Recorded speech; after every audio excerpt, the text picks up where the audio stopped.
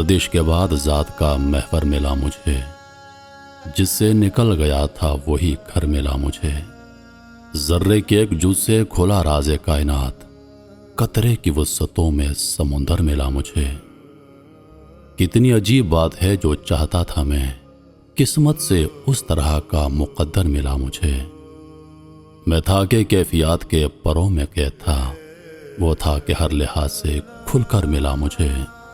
दुनिया की वसतों में उसे ढूंढता रहा, लेकिन अल्लाह मेरी ज़ात के अंदर मिला मुझे।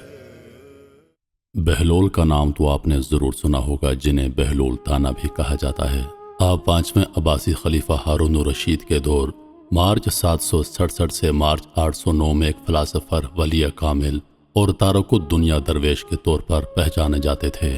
उनका कोई घर या ठिकाना नहीं था। शहर में नंगे पांव फिरते और जिस जगह थक जाते वहीं डेरा डाल लेते। बाज़ लोगों ने उन्हें मजज़ूब लिखा है क्योंकि वो इश्क इलाही में गुम और इर्द गिर्द के माहौल से बेखबर होते थे। बहुत कम लोगों से मिलते जुलते, लेकिन जब कभी अवामुन्नास की तरफ मुंह करते तो हिकमत व दानाई की बहुत अजीब व गरीब बातें करते।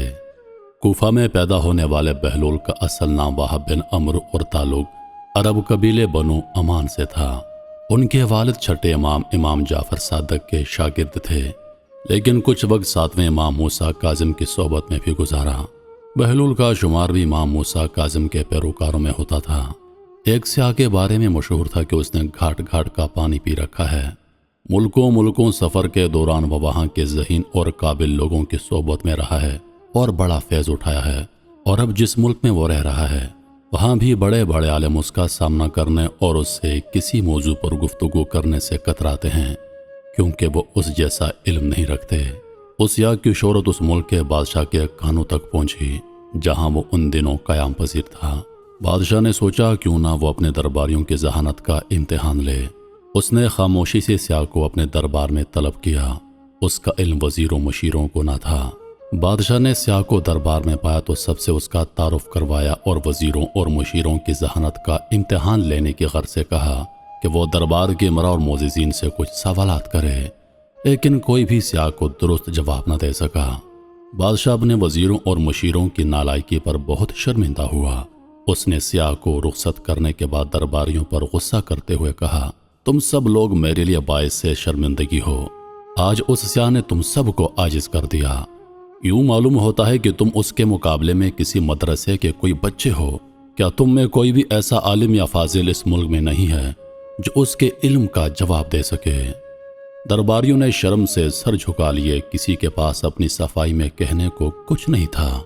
इस दौरान बादशाह का गुस्सा मजीद शिद्दत इख्तियार कर गया। उसने हुक्म दिया, कल उस स्याह को दरबार में हाजिर किया जाएगा और अगर कल तुम लोगों ने उसके सवालों के जवाब न दिए तो मैं तुम सब लोगों की दौलत उस स्याह को दे दूंगा।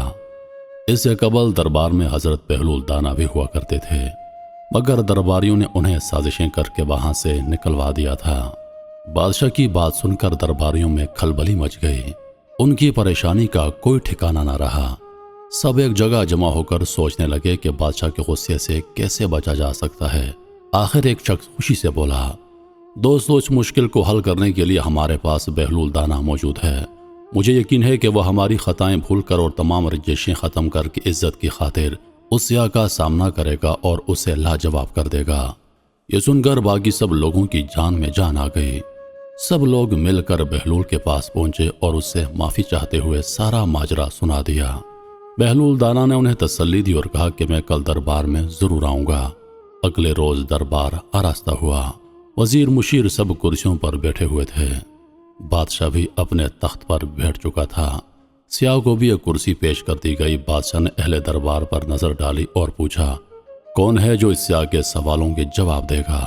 अहले दरबार ने आंखों ही आंखों में एक दूसरे से सवाल किया कि बहलोल का नाम आखिर किस तरह लें, कहीं उसका नाम बादशाह को गुस्सा ना दिला दे। उस वक्त बहलोल की आवाज़ गूंजी, यह दीवाना हाजिर है, मैं स्याह के सवालों का जवाब दूंगा। बादशाह ने इजाज़त दे दी। स्याह ने बहलोल की तरफ बड़ी हैरत से देखा और फिर बोला, क्या मैं आपसे सवाल करूं? जी हाँ, क्यों नहीं, बहलोल ने जवाब दिया। स्याह उठा और अपनी छड़ी से ज़मीन पर एक दायरा खींच दिया। बहलोल ने फौरन उठकर अपने असा से उसके दरमियान एक लकीर खींचकर 2 हिस्सों में उसको तकसीम कर दिया। سیاہ کے چہرے پر مسکراہٹ آئی اور اس نے ایک اور دائرہ کھینچ دیا۔ بہلول نے اس مرتبہ دائرے کو 4 حصوں میں بانٹ دیا اور ایک حصے پر اپنی چھڑی رکھ کر کھٹکھٹائی۔ سیاہ نے قدرے حیرت سے اس کی جانب دیکھا اور زمین پر اپنا ہاتھ الٹی حالت میں رکھ کر انگلیاں آسمان کی طرف اٹھا دیں۔ بہلول نے اٹھ کر اپنا ہاتھ زمین پر اس طرح رکھا کہ اس کے ہاتھ کی پشت اوپر یعنی آسمان کی طرف تھی۔ سیاہ اپنی نشست پر واپس آ بیٹھا اور توصیفی لہجے میں بولا، مرحبا مرحبا علی جاں، آپ کو بہت مبارک ہو۔ آپ کے یہاں ایک ایسا دانشمند اور عالم موجود ہے جس پر فخر کیا جا سکتا ہے، ایسے شخص کی قدر کرنی چاہیے۔ بادشاہ نے حیرت سے پوچھا، کیا بہلول نے تمہارے سوالات کے جواب ٹھیک ٹھیک دیے ہیں؟ سیاہ بولا، جی ہاں جناب، اس نے کس درگاہ سے تعلیم حاصل کی ہے جو اس کے پاس اتنا علم ہے کہ میرے اشاروں کو سمجھ کر ان کا ٹھیک جواب دیا۔ اب وہ سیاہ جانا چاہتا تھا کہ بادشاہ نے اس سے کہا، اگر تم ان اشاروں کو ذرا کھول کر بیان کر دو تو دربار میں موجود اہل علم بھی محظوظ ہو سکیں گے اور ان کے علم میں بھی اضافہ ہو جائے گا۔ کیوں نہیں بادشاہ سلامت، سیاہ نے کہا اور چند لمحے رک کر بولا، آپ نے دیکھا میں نے زمین پر ایک دائرہ کھینچا تھا۔ اس دائرے سے میرا مقصد زمین کا کرہ دکھانا تھا۔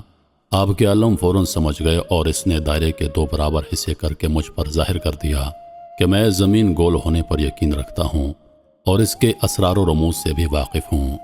پھر اس نے ایک سیدھی لکیر کھینچی جس نے زمین کو شمالی اور جنوبی کرے میں بانٹ دیا۔ پھر آپ نے دیکھا کہ ایک اور دائرہ کھینچا۔ آپ کے علم نے اس کے 4 حصے کر کے مجھے سمجھا دیا کہ 3 حصے پانی اور 1 حصہ خشکی ہے، اور جب میں نے اپنے ہاتھ کی انگلیوں سے زمین پر اگنے والی نباتات کی طرف اشارہ کیا، یعنی جب اپنے ہاتھ کو نیچے رکھا اور انگلیاں اوپر کیں، تو اس کا مقصد نباتات اور پودوں کی طرف اشارہ کرنا تھا۔ تو اس کے بعد بہلول نے اپنے ہاتھ کو نیچے رکھا اور پشت آسمان کی جانب تو بارش اور سورج کی نشاندہی کی، اور مطلب تھا کہ یہ دونوں نباتات پودوں کی بڑھوتری میں اور ان کی بالندگی میں مددگار ثابت ہوتے ہیں۔ یہ کہہ کر اس سیاہ نے بہلول دانا کی طرف دیکھا اور عقیدت سے بولا، میں ایک بار پھر کہتا ہوں کہ آپ کو اسے دانش مند پر فخر کرنا چاہیے۔ یہ کہہ کر سیاہ نے دربار سے رخصت ہونا چاہا تو بادشاہ نے اسے رکنے کو کہا اور بہت سا انعام دے کر جانے کی اجازت دے دی۔ اس کے رخصت ہونے کے بعد بادشاہ نے اپنے وزیروں سے کہا کہ علم کہیں سے بھی ملے اسے حاصل کرنے کی کوشش کرو اور اپنے درمیان موجود عقل مند اور ذہین لوگوں کو عزت دو۔